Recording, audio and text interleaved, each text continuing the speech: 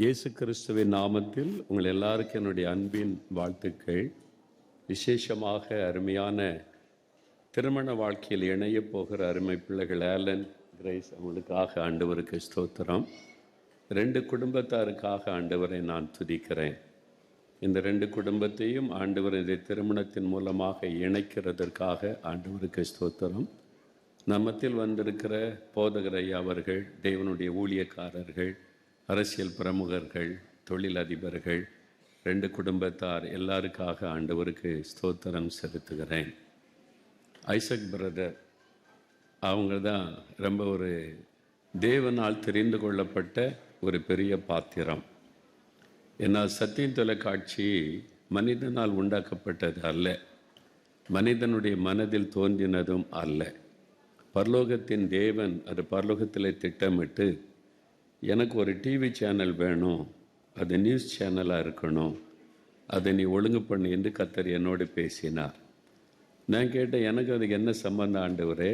ஒரு கிறிஸ்துவ சேனல் ஆரம்பிக்க சொன்னால் அதுக்கு அர்த்தம் இருக்கிறது, இது வித்தியாசமாக இருக்குதுன்னு ஆண்டவர்கிட்ட நான் பல கேள்விகளை வைத்தேன். ஆண்டவர் சொன்னார், கடைசி காலத்தில், உலகத்தின் முடிவு கால எழுப்புதல் காலத்தில் என்னுடைய செய்திகளை மக்களுக்குள்ளே கொண்டு போவதற்கு எனக்கு ஒரு டிவி சேனல் வேணும். கிறிஸ்தவ சேனல் வெறும் கிறிஸ்தவ நிகழ்ச்சிகள் தான் வரும், அது அல்ல. வித்தியாசமாய் எழுப்புதல் காலத்தில் திரள் கூட்ட மக்கள் ரட்சிக்கப்பட்டு என்னை பின்பற்றுவாங்க. அப்போ ஏராளமான கோடிக்கணக்கான மக்கள் என் பிள்ளைகளாய் மாறும்போது அவங்க எந்த செய்தியை கேட்பாங்க? உலகத்தில் உண்மையான மெய்யான செய்திகள் என் மக்களுக்கு போகணும், எழுப்புதல் செய்தியும் வருகையின் செய்தியும் மக்களுக்கு போகணும். அதுக்கு இந்த சேனல் வேண்டும் என்று கேட்டார். நான் ரொம்ப பயந்தேன், அது எப்படி என்னால் செய்ய முடியும்னு. அப்போ அது நான் சொன்னேன், அது ஒரு பிஸ்னஸ் ஆச்சு ஆண்டவரே, நான் ஒரு ஊழியக்காரன் எப்படி செய்ய முடியும்? நீ அதை பொறுப்படுத்த ஆரம்பித்து தகுதியான ஒரு நபரை காண்பிப்பை அவங்கள்ட்ட ஒப்படைச்சிரு, அவங்க அதை செய்வார்கள். ஆனால் அதை ஆரம்பித்து வைக்க வேண்டியது உன்னுடைய பொறுப்பு என்று பேசினார்.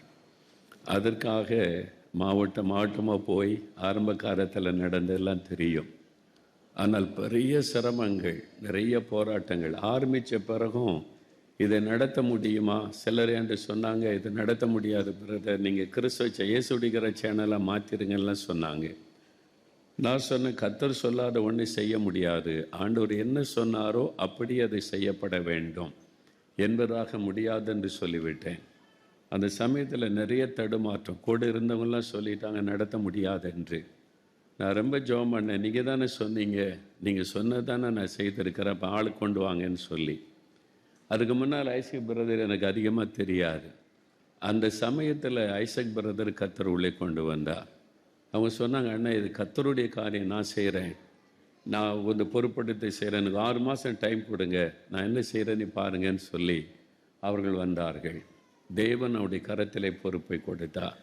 அதுக்கு முன்னால் சிலர் பொறுப்படுத்தி செஞ்செல்லாம் பார்த்தாங்க, முடியலை. சரியான நபர் வரும் வரைக்கும் காத்திருக்க வேண்டியது ஆயிற்று.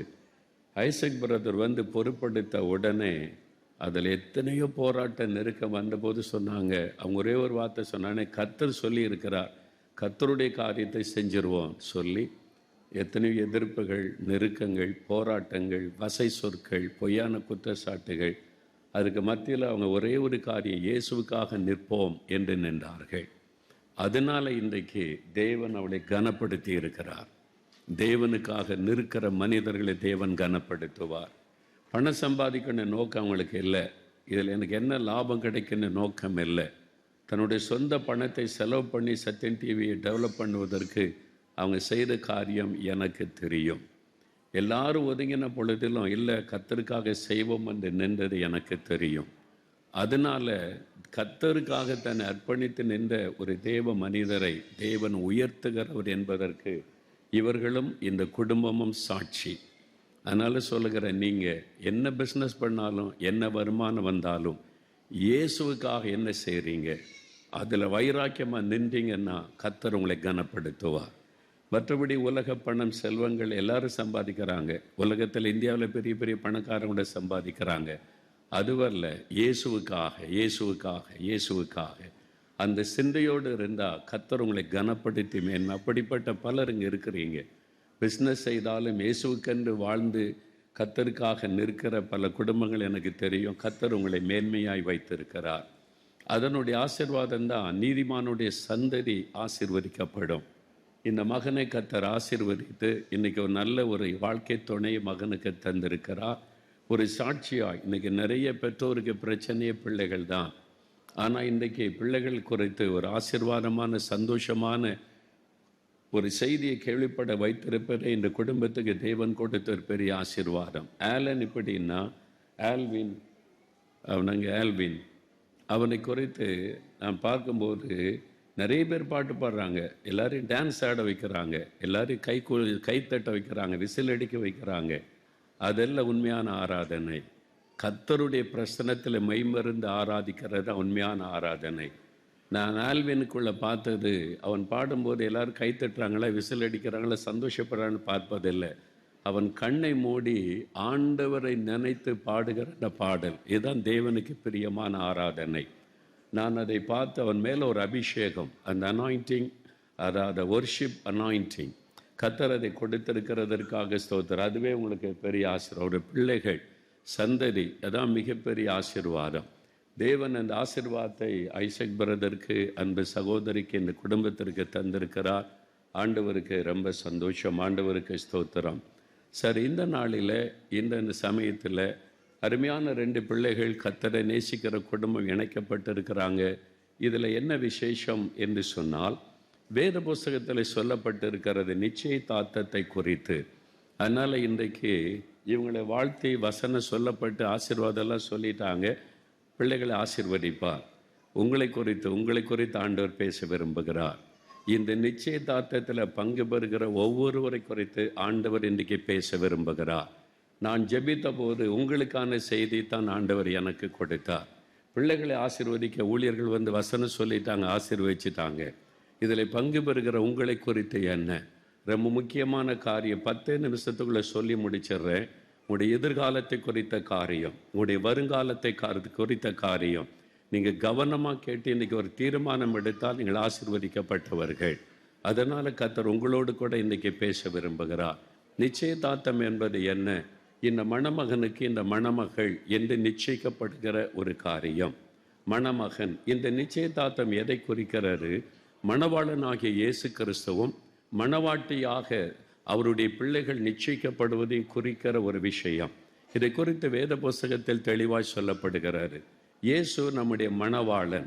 மத்தேயு 25:6 இயேசு திரும்ப வரும்பொழுது மணவாளனாய் வரப்போகிறார். ஒரு மணவாளனாய், எதற்கு? மணவாட்டியை சந்திக்க. அவர் மணவாட்டி என்று சொன்னால் இந்த உலக பிரகாரமான இந்த திருமண காரியம் ஆவிக்குரிய காரியத்தில் சொல்லப்படுவது ரட்சிக்கப்பட்ட தேவ பிள்ளைகள் மணவாட்டிகள். அவர்களை சந்திக்க மணவாளனாக இயேசு வரப்போகிறார் என்று வேத புஸ்தகம் சொல்லுகிறாரு. திருமணத்தை குறித்து வெளிப்படுத்தின விசேஷம் 19:7 ஆட்டுக்குட்டியானவரின் கல்யாண விருந்து ஆயத்தம் செய்யப்பட்டு விட்டது. ஒன்றை தெளிவாக அறிந்து கொள்ளுங்க, இனி ரொம்ப காலம் கிடையாது. அவருடைய வருகை, மணவாளனாக இயேசு வரப்போவது மிக மிக மிக மிக சமீபமாகிவிட்டது.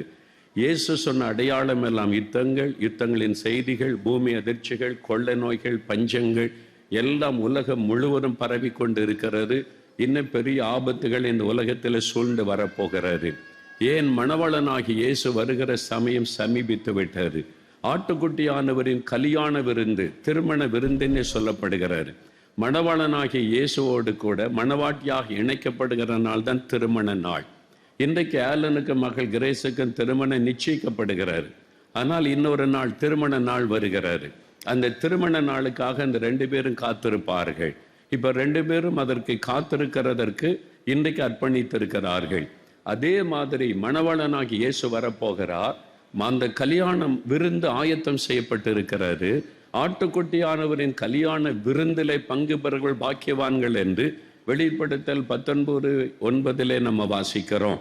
அப்போ ஆண்டவருடைய வார்த்தை சொல்கிறது, அந்த ஆட்டுக்குட்டியானவரின் கல்யாணம், மணவாளனாகி இயேசு வரும்போது நீங்கள் அவரை சந்திக்க ஆயத்தமா? நீங்கள் அவரை சந்திக்க ரெடியா இருக்கிறீங்களா? அவர் சீக்கிரம் வரப்போகிறார். அந்த மணவாளனை சந்திக்க நீங்கள் ஆயத்தமா? இன்றைக்கு அதை சிந்திக்க வேண்டிய ஒரு காரியம். இந்த நிச்சயதார்த்தை குறித்து பவுல் அப்போஸ்தலன் அழகான ஒரு காரியம் சொல்லுகிறார். 2 கொரிந்தியர் 11:2 நான் உங்களை கற்புள்ள கன்னிகையாக கிறிஸ்து என்னும் ஒரே புருஷனுக்கு ஒப்பு கொடுக்க நியமித்தபடியால் உங்களுக்காக தேவ வைராக்கியம் கொண்டிருக்கிறேன். பவுல் சொல்லுகிறார், விசுவாசிகளை பார்த்து, மணவாளனாகிய இயேசு அவருக்கு உங்களை மணவாட்டியாக, கற்புள்ள கன்னிகையான மணவாட்டியாக உங்களை ஒப்பு கொடுத்து நியமித்திருக்கிறேன், நிச்சயம் பண்ணி இருக்கிறேன். நீங்கள் இயேசுவோட நிச்சயதார்த்தம் பண்ணி இருக்கிறீங்களா? மணவாளனாகிய இயேசுவோடு கூட உங்களுக்கு நிச்சயதார்த்தம் நடந்திருக்கிறதா? இன்றைக்கு யோசிங்க. நிச்சயம் பண்ணாதபடி திருமணத்துக்குள்ளே பிரவேசிக்க முடியாது. இந்த நிச்சயதார்த்தத்தில் சில பொருட்கள் கொண்டு வந்தாங்க. அதிலிருந்து ஆவிக்குரிய சத்தியத்தை உங்களுக்கு விளக்கி சொல்ல ஆண்டவர் என்னை ஏவினார். 4 காரியம். முதலாவது வஸ்திரம். முதலாவது, இந்த மகளுக்கு இன்றைக்கு என்ன வஸ்திரம் தரிக்கப்பட்டிருக்கிறது? மணவாளன் கொடுத்த வஸ்திரம் தரிப்பிக்கப்பட்டிருக்கிறார். அதுக்காக நாம் 3/4 மணி நேரம் காத்திருந்தோம். மணவாளன் கொண்டு வந்த வஸ்திரத்தை இந்த மகள் தரிக்கட்டும் என்பதாக. முதலாவது நிச்சயதார்த்தத்தில் முக்கியம் மணவாளன் கொண்டு வருகிற வஸ்திரம், அந்த உடை. இந்த மகளுக்கு கொண்டு வந்திருக்கிற சேரி. 2வது மோதிரம். ஒரு மோதிரம் அணிவிக்கப்படுகிறது. அந்த மோதிரம் ரொம்ப முக்கியமானது. 3வது வேத புஸ்தகம். 2 பேரும் மாற்றிக்கொண்டார்கள். 4வது உச்சிரமான பரிசு பொருட்கள். சொன்னாங்கல்ல, 51 பரிசு பொருட்கள் அடுக்கி வைத்திருக்கல. இது எதை குறிக்கிறது? இதெல்லாம் வேதத்தில் எழுதப்பட்டிருக்கிறது. திருமண சம்பந்தப்பட்டது. மணவாளனாகிய இயேசுவோட மணவாட்டியாக நீங்கள் நிச்சயிக்கப்பட்டிருந்தால் இதை குறித்து தெளிவு நமக்கு அவசியம். முதலாவது வஸ்திரம். நீங்க திருமணவாளன் வரும்போது ஒரு வஸ்திரம் கொண்டு வந்து, இந்த மகள் முதல்ல உடுத்திருந்த வஸ்திரமே ரொம்ப அழகா தான் இருந்தது இல்லை? ஆனா ஏன் இந்த வஸ்திரத்தை மாற்றினாங்க? மணவாளன் கொண்டு வந்திருக்கிற வஸ்திரத்தை உடுத்தி கொள்ள வேண்டும். நிச்சயதார்த்தத்தில் நடக்கிற முதலாவது சம்பவம். வேத புஸ்தகத்தில் ஏசாயா 61:10 சொல்லுகிறாரு, அவர் எனக்கு ரட்சிப்பின் வஸ்திரத்தை உடுத்தி நீதியின் சால்வையை தரிப்பித்தார். ரட்சிப்பின் வஸ்திரம். மணவாட்டி ரட்சிப்பின் வஸ்திரம் தரித்தவர்கள் தான் மணவாளனை சந்திக்க ஆயத்தமான மணவாட்டி. நீங்கள் ரட்சிப்பின் வஸ்திரம் தரித்திருக்கிறீங்களா? வஸ்திரத்தை நீங்கள் பெற்றிருக்கிறீங்களா? ரட்சிப்பு என்ற அனுபவத்தை பெற்றிருக்கிறீங்களா? பக்தியோடு இருக்கிறது நல்லது. இயேசுவை நேசிக்கிறோம், விசுவாசிக்கிறோம், பக்தியா இருக்கிறோம், காணிக்கை கொடுக்கிறோம், மிஷனரி தாங்குறோம், ஆலயம் கட்டுகிறோம், அதெல்லாம் இருக்கட்டும். ரட்சிப்பின் வஸ்திரத்தை தரிக்காதவர்கள் மணவாளனை சந்திக்க முடியாது. கல்யாண வஸ்திரம் தரித்திருக்காதவர்கள் மணவாளனை சந்திக்க முடியாது என்று வேதம் சொல்லுகிறது. உங்க வாழ்க்கையில ரட்சிப்பின் வஸ்திரத்தை நீங்கள் பெற்றுக்கொள்ளாவிட்டால் அதை குறித்து சிந்திங்க, அதை குறித்து யோசிங்க. அதை பெற்றுக்கொள்வதற்கு மணவாளனாகிய இயேசுதான் அதை தர முடியும். இது மணவாளன் மணவாட்டிக்கு கொடுத்த ஒரு பரிசு, அந்த வஸ்திரம். ரட்சிப்பின் வஸ்திரத்தை நீங்கள் பெற்றிருக்கிறீர்களா என்று சிந்தித்து பாருங்கள். கிறிஸ்தவ குடும்பத்தில் பிறந்தாலும் பரம்பரை கிறிஸ்தவளா இருந்தாலும் ரட்சிப்பின் வஸ்திரத்தை கட்டாயம் தரித்திருக்க வேண்டும். ரட்சிக்கப்பட்டவர்கள் தான் பரலோக ராஜ்யத்தில் பிரவேசிக்க முடியும். என்னையா எங்க போனாலும் ரட்சிப்பு ரட்சிப்புன்னு பேசுறீங்க அப்படின்னு சொன்னா, கல்யாண வீட்டில் இதை பேசணும், ஆண்டவரை தான் பேச சொன்னார். இதுதான் முக்கியம். ஒரு ஊழியக்காரத்தில் கேட்டாங்க, அவர் எங்க போனாலும் ரட்சிக்கப்படுங்க, மறுபடியும் பிறக்கணும், born again ரட்சிக்கப்படுங்கன்னு பேசுவாராம். கேட்டாங்களாம் போய், ஏயா எங்க போனாலும் ரட்சிப்பு ரட்சிப்பு born again பேசுறீங்க அப்படின்னு கேட்டா, because you must be born again. கட்டாயம் நீங்கள் மறுபடியும் பிறக்காவிட்டால் பரலோக ராஜ்யத்தை இழந்து போவீர்கள். கட்டாயம் நீங்கள் ரட்சிப்பின் வஸ்திரத்தை தரிக்கணும். இந்த வைபவத்தில் வந்திருக்கிற ஒவ்வொரு ரட்சிப்பின் வஸ்திரத்தை தரித்து மணவாளனாகி இயேசுவை சந்திக்க நீங்கள் ஆயத்தப்பட வேண்டும் என்று ஆண்டவர் விரும்புகிறார். நான் விரும்புகிறேன், அதற்காக ஜெபிக்கிறேன். அதற்காக உங்களை குறித்த எதிர்காலத்தை குறித்து ஆண்டவர் பேசுகிறார். ரட்சிப்பின் வஸ்திரத்தை நீங்கள் தரித்திருக்கணும். நீதியின் சால்வையை அணிந்திருக்க வேண்டும். அப்பதான் மணவாளனாகிய இயேசுவை சந்திக்க முடியும். 2வது ஒரு மோதிரம் அணிவிக்கப்பட்டது. 2 பேருமேனாலும் மணவாளன் மணவாட்டிக்கு அணிவிக்கிற மோதிரம் அதான் முக்கியமானது. ஆகாயம் 2:23 சொல்லுகிறது, நான் உங்களை முத்திரை மோதிரமாய் வைத்திருக்கிறேன். மோதிரம் ஒரு முத்திரை குறிக்கும், சீலை குறிக்கும். அந்த காலத்தில் ராஜாக்கள் ஒரு சட்டம் ஏற்றினால் முத்திரை மோதிரத்தினால முத்திரை போடுவார்கள். அதை நான் வேத புஸ்தகத்தில் தானியேலின் புஸ்தகம், எஸ்தரின் சரித்திரத்தில் எல்லாம் வாசிக்கிறோம். அந்த முத்திரை போடுவார்கள். அது ஒரு முத்திரை. அது எதை குறிக்கிறது? எபேசியர் 1:13 நீங்கள் ரட்சிப்பின் வசனத்தை கேட்டு விசுவாசிகள் ஆனபோது பரிசுத்தாவினால் முத்திரை போடப்பட்டீர்கள். நீங்கள் ரட்சிக்கப்பட்ட அந்த வஸ்திரத்தை பெற்றுக்கொண்டு தேவனுடைய பிள்ளை என்கிற அனுபவத்துல வந்துட்டா ஆவியானவர் ஒரு முத்திரை போடுகிறார். இவர்கள் என்னுடைய மகன், என்னுடைய மகள், என்னுடைய மணவாட்டி என்கிற முத்திரை. இப்பொழுது இந்த மகளை யார் கேட்டாலும் அந்த மோதிரத்தை காண்பிக்கா. என்னன்னு கேட்டா, எனக்கு திருமணம் நிச்சயமாகி இருக்கிறது, எனக்கு ஒரு நல்ல கணவர் வாய்ச்சிருக்கிறார், எங்களுக்கு திருமணம் நடக்க போற மோதிரத்தை காண்பித்து இது நிச்சயதார்த்த மோதிரம் என்று சொல்லி மகிழுவாள். நீங்க சொல்ல முடியுமா? மணவளனாக இயேசு எனக்கு வரப்போகிறார், நான் அவருடைய மணவாட்டி, அவருடைய ஆவியினால் நான் முத்திரை போடப்பட்டிருக்கிறேன், பரிசுத்தாவினால் முத்திரை போடப்பட்டு நான் அவருக்கு சொந்தம். இந்த மோதிரம் எதை குறிக்கிறது? இனி யாரும் நெருங்க முடியாது, நான் மணவாளனுக்கு சொந்தம். இந்த மோதிரத்தை எனக்கு அணிவித்த என் மணவாளனுக்கு நான் சொந்தம். அந்த திருமண நாளுக்காக நான் காத்திருக்கிறேன் என்று இந்த மகள் சொல்லுவாள். நீங்க சொல்லணும், நான் இந்த உலகத்துக்கு சொந்தம் அல்ல, இந்த மனிதருக்கு சொந்தம் அல்ல, என் மணவாளனாகிய இயேசுவுக்கு சொந்தம். அவர் கொடுத்த முத்திரை எனக்குள் இருக்கிறது, பரிசுத்தாவின் முத்திரை இருக்கிறது. அவர் கொடுத்த உடையை அணிந்திருக்கிறேன், ரட்சிப்பின் வஸ்திரத்தை நான் அணிந்திருக்கிறேன், அவருடைய வருகைக்காக காத்திருக்கிறேன்.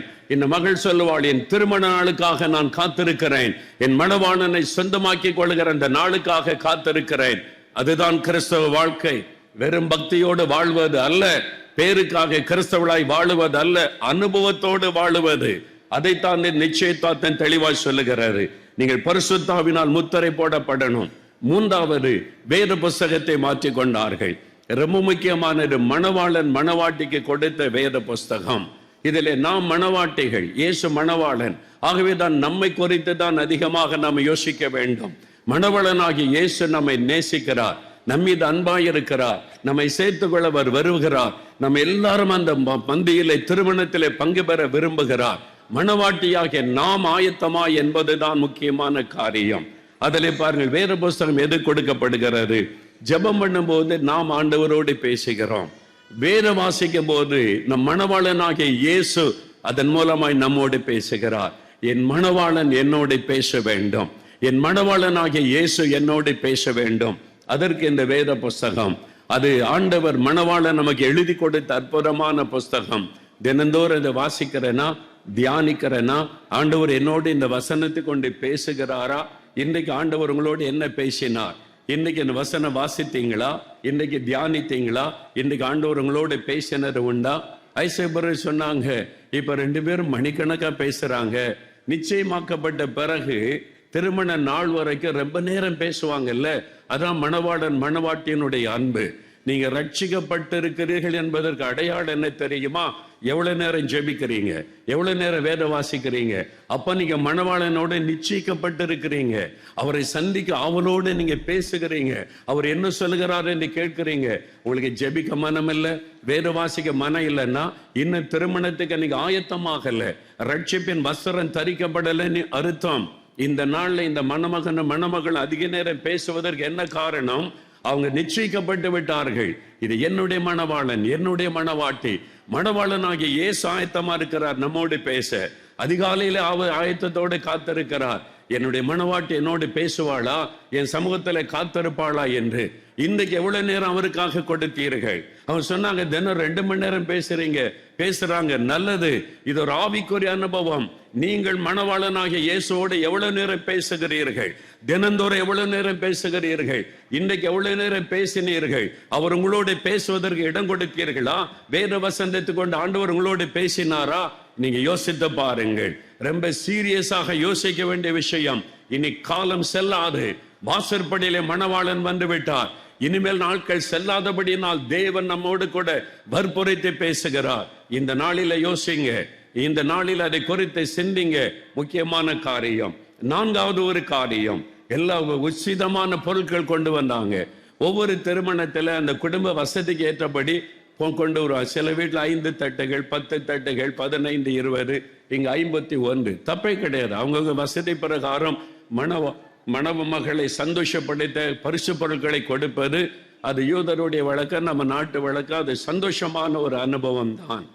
இந்த 51 தட்டு கொடுத்தாங்கல்ல, இந்த 51 பிரிச்சு பார்க்கறதுக்கு எவ்வளவு நேரம் ஆகும்? மணமகள்கிட்ட தான் கேட்கணும். எவ்வளவு நேரம் உட்கார்ந்து அத்தனை பிரிச்சு பார்த்தியா? இல்லை, ஏதாவது முக்கியமானது இருந்தால் மட்டும் எடுத்துட்டு மற்றெல்லாம் பேரண்ட்ஸ் பிரித்து கொள்ளுங்கன்னு சொல்லிடக்கூடும். ஆனால் ஒவ்வொன்றையும் பிரித்து பார்க்க எவ்வளோ நேரம் ஆகும்? எல்லாம் கிஃப்ட், ஒரு கிஃப்ட் கொண்டு வரப்பட்டு இருக்கிறது. இது மணவாளன் சார்பாய் கொண்டு வரப்பட்ட கிஃப்ட்டுகள். அவங்க அப்பா அம்மா கொடுத்திருக்கலாம், நண்பர்கள், உறவினர்கள், பிள்ளைகள் கொண்டு வந்திருக்கலாம். ஆனா எல்லா கிஃப்ட்டுமே மணவாளன் சார்பாக மணமகளுக்கு கொடுக்கப்பட்ட கிஃப்ட். மணவாளனாகிய இயேசு நம்ம ஒரு மணவாட்டியாக நிச்சயம் பண்ணின உடன் வஸ்திரம் தருகிறார், முத்திரை போடுகிறார், அவருடைய வேத வசனத்தை கொடுத்த நம்மோடு பேசுகிறார். அது மாத்திரம் இல்ல, கிஃப்ட் நமக்கு தந்திருக்கிறார். 1 கொரிந்தியர் 12:8-10 பாருங்கள். பரிசுத்த ஆவியானவர் மூலமாய் கொடுக்கிற 9 வரங்கள்: அறிவை உணர்த்துகிற வசனம், ஞானத்தை போஷிக்கிற வசனம், விசுவாசம், அற்புதங்களை செய்ய சக்தி, குணமாக்க மரங்கள், பற்பல பாஷைகளை பேசுதல், பாஷைகளை வியாக்கியானம் பண்ணுதல், ஆவிகளை பகுத்தறிதல், 9 வரங்கள். இதை குறித்த சிந்தையே நிறைய கிறிஸ்தவர்களுக்கு இல்லை. அப்புறம் எப்படி நீங்கள் மணவாட்டியா இருக்க முடியும்? ஒரு மணவாளன் கொடுத்த கிஃப்டை நீங்க பிரித்து பார்க்கவே இல்லை என்றால் எப்படி நீங்கள் மணவாட்டியாக இருக்க முடியும்? ஆண்டவர் கொடுத்த வரங்கள் வேதத்தில் எழுதப்பட்டிருக்கிறது. இந்த கிஃப்ட்கள் யாருக்காக? இந்த பரிசு பொருட்கள் யாருக்காக? மணவாளனாகிய இயேசு அவருடைய பிள்ளைகளாக இருக்கிற மணவாட்டியாக உங்களுக்கும் எனக்கும் கொடுத்த வரங்கள் பைபிளில் எழுதப்பட்டிருக்கிறது. அதை பற்றியே நமக்கு தெரியவில்லை. வெறும் உலக காரியத்துக்கு ஜெபிக்கிறோம். பணம் வேணும், பதில் வேணும், ஜெயம் வேணும், பிசினஸ்ல செழிக்கணும், பெருசாகணும், அதெல்லாம் ஆண்டவர் தருவார். வெறும் உலக நன்மைக்காக மாத்திரம் இயேசுவின் மீது விசுவாசம் வைக்கிறவர்கள் எல்லாரை காட்டிலும் பரிதாபத்திற்குரியவர்கள் என்று வேதம் சொல்லுகிறது. வெறும் உலக காரியத்திற்காக இயேசுவை பின்பற்ற கூடாது. வெறும் வியாபாரம் செழிப்பவும் படிப்பில் ஆசீர்வதிக்கப்படும் வெற்றி பெறுவதற்காக மாத்திரம் அல்ல, மணவாளனாகிய இயேசுவை சந்திக்க ஆயத்தமாவதற்கு ஆவிக்குரிய வல்லமைகள், வரங்களை குறைத்து அறிந்திருக்க வேண்டும் என்று வேதம் சொல்லுகிறது. இது ஊழியக்காரர்கள் மாத்திரமல்ல, மணவாட்டிகளுக்கு, ரட்சிக்கப்பட்ட ஒவ்வொருவருக்கும் தேவன் வைத்திருக்கிற கிஃப்ட், பரிசு பொருட்கள் வேதத்தில் எழுதப்பட்டிருக்கிறது. எத்தனை பேருக்கு அது தெரியும்? எத்தனை பேர் அதை வாஞ்சிக்கிறோம்? எனக்கு இந்த கிஃப்ட் வேணும் ஆண்டவரே, நீங்க தந்திருக்கிற இந்த கிஃப்ட் எனக்கு வேணும், நானும் அந்நிய பாஷையில பேசணும், ஜெபிக்கணும், துதிக்கணும், தீர்க்க தரிசனம் வர வேணும், இந்த வல்லமை வேணும். எத்தனை பேர் விரும்புகிறோம்? அதை குறித்த சிந்தையே இல்லாமல் இருக்கிறோமே. ஒரு மணவாளன் கொடுத்த கிஃப்ட் அந்த மணமகள் பிரிச்சு பார்க்கலன்னா இவர் என்ன நினைப்பார்? ஆலன், நான் ஒரு கிஃப்ட் கொடுத்தேன் அவனுக்கு, நிச்சயத்த அன்னைக்கு ஒரு பார்சல் கொடுத்தேன்னு பார்த்தியா? இன்னும் பார்க்கவே இல்லை, அது அப்படியே இருக்குன்னா இவர் என்ன நினைப்பார்? அப்படிதான் இன்றைக்கு இயேசு கிறிஸ்து, நான் உங்களுக்காக இத்தனை வரங்களை சிலுவையில மறித்து ரத்த சிந்தி சம்பாதிச்சு இந்த வரங்களை எல்லாம் உங்களுக்கு சம்பாதிச்சு கொடுத்தேன், அதை பற்றி உணர்வே இல்லாம இருக்கிறீங்களே, அப்ப ஆண்டவருடைய உள்ளம் எவ்வளவு துக்கப்படும். இந்த சிந்தை இல்லாதபடி கிறிஸ்தவர்கள் வாழுகிறோம். நம்ம என்ன அதெல்லாம் ஊழியக்காரங்களுக்கு, பாஸ்டர்மார்களுக்கு நினைக்கிறோம். அப்படி வேதம் சொல்லவில்லை. விசுவாசிகளுக்கு, அவருடைய மணவாட்டிக்கு தான் இந்த கிஃப்ட்கள் எல்லாமே. நாம் எல்லாருக்கும் உரியது. இந்த நாளில் ஆவது மனம் திரும்பி வேத வசனத்தில் சொல்லப்பட்ட மணவாட்டியாக நம்ம மாற வேண்டும் என்று ஆண்டவர் இயேசு விரும்புகிறார். அதே சமயத்துல இந்த மணவாட்டியும் மணவாளனுக்கு கிஃப்ட் கொடுத்தாங்க இல்ல? மணவாட்டி மணமகனுக்கு ஒரு கிஃப்ட் கொடுத்தாங்க. ரொம்ப சந்தோஷமா வாங்கி கொண்டார். அவருடைய பெற்றோர் மணமகள் சார்பாதான் மணமகனுக்கு கொடுத்தாங்க. அப்போ ஆண்டவர் மணவாளன் நமக்கு இவ்வளவு ஆசீர்வாதம் தந்திருக்காருல்ல, ரட்சிப்பின் வஸ்திரம், நீதியின் சால்வை, அப்புறம் கிஃப்ட் என்ற ஆவிக்குரிய வரங்கள், பரிசுத்தாவினால் முத்திரை, இவ்வளவு ஆசீர்வாதம் தந்திருக்கிறாரு. மணவாளனாகிய இயேசுக்காக நீங்க என்ன கொடுத்தீங்க? பணம் கொடுத்தா சந்தோஷப்படுத்திடுவாரா? நகை கொடுத்து அவரை சந்தோஷப்படுத்த முடியுமா? அவரை சந்தோஷப்படுத்த ஒரே ஒரு காரியம், ஆத்துமாக்கள். ஆத்துமாக்கள். ஒரு ஆத்மாவை ரட்சிப்புகளை நடத்தினா மணவாளனாகிய இயேசு அவ்வளவு சந்தோஷப்படுவார். ஆத்துமாக்களை ரட்சிப்புகளை நடத்துகிறவர்கள் தான் உண்மையான மணவாட்டிகள். அது இப்படிதான் மணவாளனை நாம் சந்தோஷப்படுத்த முடியும். மற்ற எல்லாவற்றை விட சந்தோஷப்படுத்துவது மனம் திரும்பி ஒரு ஆத்மாவை ரட்சிப்புகளை கொண்டு வந்து மணவாளனுக்கு கொண்டு வந்து ஒப்படைப்பது. நீங்க ஆத்ம ஆதாயத்துக்காக என்ன பண்ணுகிறீர்கள்? அதுக்காக என்ன ஜெபம் பண்ணுகிறீர்கள்? என்ன பணம் செலவு செய்கிறீர்கள்? யோசித்து பாருங்கள். இந்த நாளில் ஆகிலும் ஆண்டவர் சொன்ன எருசலேமை பார்த்து, உனக்கு கிடைத்த இந்த நாளில் ஆகிலும் இதை அறிந்து கொண்டால் நலமாயிருக்கும். இனி காலம் செல்லாது, அவருடைய வருகை சமீபம், அவருடைய வருகை சமீபம். வாசற்படியில வந்து விட்டார். நடக்கிற அத்தனை நிகழ்ச்சிகளை பாருங்க. ஏஐ என்று சொல்லி ஆர்டிபிஷியல் இன்டெலிஜென்ஸ் பெரிய கண்டுபிடிப்பை மகிழ்கிறோம். என்ன தெரியுமா? அந்த கிறிஸ்து வெளிப்படுவதற்கான சகல ஆயத்தங்களும் நடந்து விட்டது. அந்த கிறிஸ்து வெளிப்படும் போது ஏயை கொண்டுதான் முழு உலகத்தை ஆட்சி செய்ய போகிறான். வெளிப்படுத்தின விசேஷத்தில் சொல்லப்பட்ட காரியங்கள் இன்றைக்கு உலகத்தில் கண்முன்னால் நடந்து கொண்டிருக்கிறது. இனி வெகு நாட்கள் அல்ல, மணவாளன் வருகிறார். மணவாளனாக இயேசு வருகிறார்.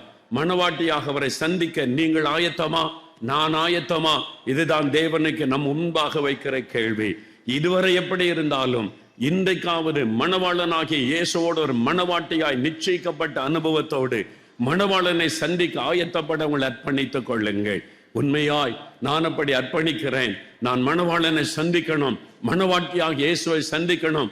அப்படி விரும்பினால் என்னோட எழுந்து நில்லுங்க, ஒரு நிமிடம் ஜெபிக்கலாம். விரும்பவர்கள் எழும்பி நில்லுங்க. பரலோகம் கட்டாயப்படுத்தப்படுகிறது, அது எல்லாருக்கும் திறந்து வைக்கப்பட்டு இருக்கிறது.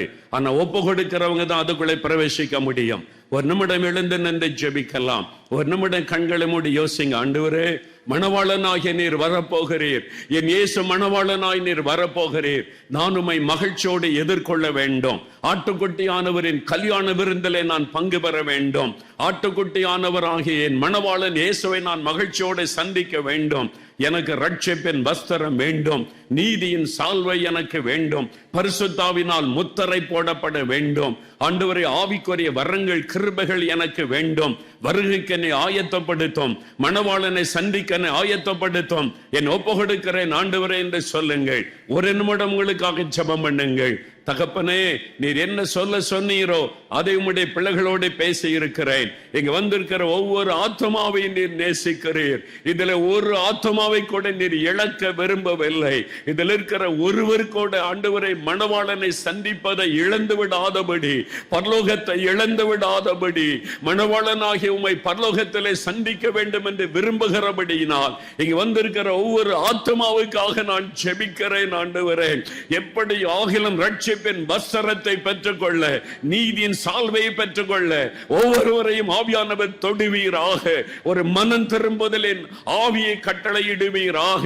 ஆண்டவரே, உம்முடைய வல்லமையும் வரங்களையும் பெற்றுக்கொண்டு நீர் கொடுத்த அருமையான ஆசீர்வாதங்களை சுதந்திரித்துக் கொள்ளுகிற இருதயத்தை தாரும். வெறும் உலக காரியத்திற்காக உம்மை பின்பற்றாதபடி ஆவிக்குரிய ஆசீர்வாதத்திற்காக, பரலோக பாக்கியத்திற்காக உம்மை பின்பற்றுகிற இருதயத்தை கொடுப்பீராக. இந்த நாள் முதல் மணவாளனை சந்திக்க இங்க வந்திருக்கிற ஒவ்வொருவரையும் ஆயத்தப்படுத்த வேண்டும் என்று ஜெபிக்கிறேன். ஒருவர் கூட இந்த பாக்கியத்தை இழந்துவிடக் கூடாது என்று நான் ஜெபிக்கிறேன். ஆண்டவரே, இவர்களுக்காக ரத்தம் சிந்தினீரே, உம்மை பலியாய் கொடுத்தீரே, நீர் காயங்களை ஏற்றுக்கொண்டீரே. இங்க வந்திருக்கிற ஒரு ஆத்மா கூட பரலோகத்தை இழந்து விடக் கூடாது. தொடர்ந்து ஆவியானவர் பேசும் கரியை செய்யும். அருமையான இந்த 2 குடும்பத்தை ஆசீர்வதியும். எங்களுடைய அருமை பிள்ளைகள் ஆலனை, மெர்சி, கிரேசை கர்த்தர் ஆசீர்வதியும். பிள்ளைகளை நீர் வருகைக்கு ஆயத்தப்படுத்தி கொண்டிருக்கிற அன்பிற்காய் ஸ்தோத்திரம். உமக்கே மகிமை செலுத்துகிறோம். நீர் இந்த ஒவ்வொரு ஆத்மாக்களோடு பேசி நீர் சந்தித்தீர். இவர்கள் அத்தனை பேரை நான் பரலோகத்திலே சந்திக்க வேண்டும் என்று நான் விரும்பி ஜெபிக்கிறேன். ஆண்டவரே, அதற்காக ஒப்பு கொடுக்கிறேன். இயேசு கிறிஸ்துவின் நாமத்தில் ஜெபிக்கிறோம் பிதாவே. ஆமென், ஆமென். உட்காருங்கள். Thank you. God bless you.